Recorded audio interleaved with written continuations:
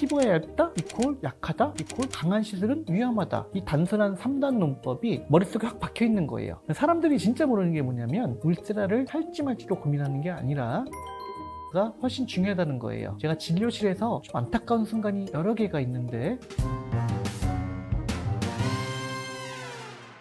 원장님, 저는 피부가 얇아서 울세라는 못한다던데요? 이번 주에만 한 여러 번 들은 것 같은데 상담 오시는 분들 중에서 한 열에 한 7, 8, 9분 이런 말씀을 하세요. SNS에서 봤는데 피부 얇으면 울세라 하면 안 된대요. 피부 얇은 사람은 고주파만 해야 된다던데요? 근데 울세라를 제가 한 20년 넘게 해오고 봐왔는데 오늘 딱 말씀드릴게요. 그 얘기 절반은 맞고 절반은 틀린 얘기입니다. 그리고 그 절반의 오해 때문에 리프팅 타이밍을 놓치고 저한테 뒤늦게 오시는 분들이 솔직히 저는 좀 안타까운 것 같아요. 오늘 영상을 끝까지 보시면 왜 피부 얇은 분들이 오히려 울세라를 제대로 받아야 하는지, 그리고 절대 하면 안 되는 분은 따로 있다는 것까지 다 알려드리겠습니다.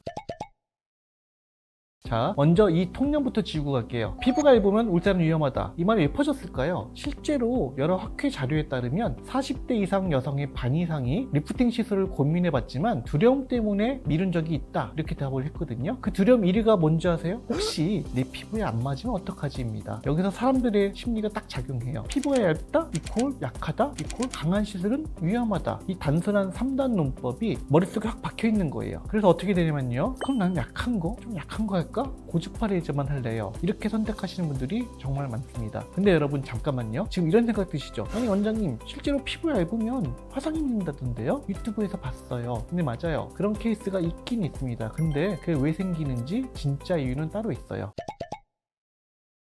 여러분, 울세라가 다른 리프팅 시술과 뭐가 다른지 아세요? 많은 분들이 울세라는 초음파고 써마지는 고주파 레이저다, 이 정도만 알고 계세요. 근데 진짜 중요한 차이는 따로 있습니다. 울세라는 보면서 쏘는 유일무이한 리프팅 시술이에요. 쉽게 비유해드리면 고주파 레이저들과 울세라의 가장 큰 차이점이 뭐냐면, 울세라는 시술하는 의사가 초음파 화면으로 피부 속층을 실시간으로 보면서 시술합니다. 표피가 몇 밀리인지, 진피가 몇 밀리미터인지, 스마스층, 근막층이 어디 있는지 다 보여요. 그러니까 피부가 얇은 분이라면 얇은 만큼 깊이를 정밀하게 조절해서 쓸 수 있는 거예요. 피부 얇은 분들한테 위험한 시술은 울세라가 아니라 사실은 보지 않고 하는 시술이 더 위험한 것 같아요. 울세라는 오히려 피부 두께를 저희가 눈으로 초음파로 확인하고 들어가기 때문에 잘하는 곳에서 받으면 얇은 피부에도 정밀하게 커버가 된다고 생각하시면 될 것 같아요. 감이 아니라 정확한 초음파를 보고 시술하니까 꽤 안전하지 않을까요?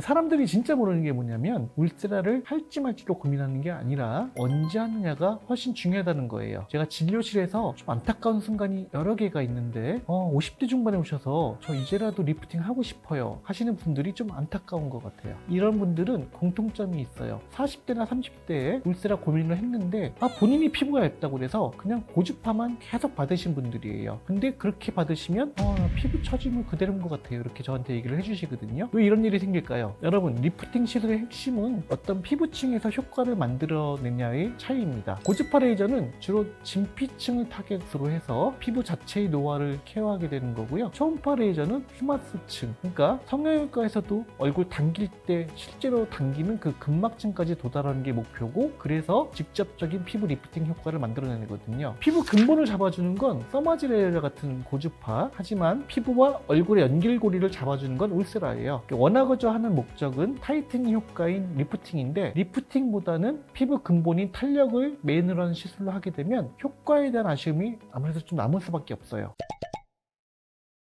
자, 그럼 피부 얇은 분들이 울세라를 받으려면 어떻게 해야 될까요? 이게 진짜 중요한데, 얇은 피부이신 분들 울세라 받기 전에 체크리스트를 확인하세요. 첫 번째는 초음파 영상을 실시간으로 잘 확인하면서 시술하는 곳인가, 이건 기본 중에 기본이고요. 두께를 보고 쏜다, 이런 병원을 찾으시면 좋을 것 같아요. 그다음에 두 번째로는 내 얼굴 구조와 상태를 이해하고 반영하는가, 이거를 좀 따져보면 좋을 것 같아요. 에너지를 얼굴 형태에 고려하지 않고 시술하는 경우에는 옆불 꺼짐, 옆불 폐임이 생길 수 있습니다. 저희 레리 의원의 경우에는 울세라가 저희 주력 시술 중에 하나거든요. 그만큼 많은 케이스를 하다 보니까 자연스럽게 체득한 게 하나가 있어요. 얇은 피부일수록 더 섬세하게, 더 정밀하게, 이게 바로 저희 병원의 원칙입니다.